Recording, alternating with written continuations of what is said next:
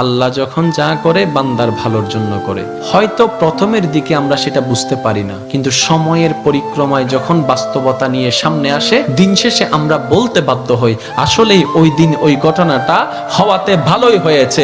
আল্লাহ কখনো বান্দার ক্ষতি চাই না। আল্লাহ যদি ক্ষতি চাইতেন সকালের নামাজ না পড়ার কারণে কান্না করে দিতে পারতেন।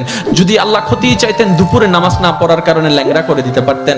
আল্লাহ সেটা চান না। আল্লাহ চাই বান্দার সব সময় ভালো। আর মা তো দেখেন জন্ম দেওয়ার কারণে সন্তানের অপরাধ করার পরও মা সন্তানের প্রতি কতই ভালোবাসা, কতই মায়া। বাবার কাছ থেকে সন্তানের পিঠকে বাঁচাই ফেলছে, এরকম হাজারো মা আছে ওই মায়ের জন্য। কিন্তু আল্লাহ পাক রব্বুল আলামিন বান্দার উপর কতটুক ভালোবাসে দিয়েছেন সেটা আমরা বান্দারা বুঝতে পারি নাই বলে শয়তানের ফাঁদে বারবার পা দিয়ে আটকাই যাচ্ছি। মনে রাখবেন, মনের মধ্যে কথাটা বসাই ফেলবেন, আল্লাহ যখন যা করে বান্দার ভালোর জন্যই করে।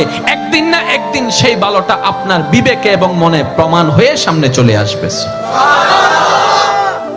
আমি বুঝাতে চাচ্ছি আমাদের সাথে সবচেয়ে কানেকশন কার বেশি ভালো থাকতে হবে, বান্দা হিসাবে আল্লাহর, উম্মত হিসাবে নবী রাহমাতুল লিল আলামিনের। এখানের ভিতর যে কেউ চাইলে জীবন সাজাই ফেলতে পারবে।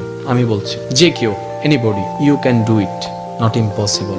বিকজ ইম্পসিবল শব্দটাকে যদি একদম ভালো করে গভীরভাবে দেখেন, সেখানের ভিতর আপনি আশ্চর্যভাবে একটা জিনিস দেখবেন।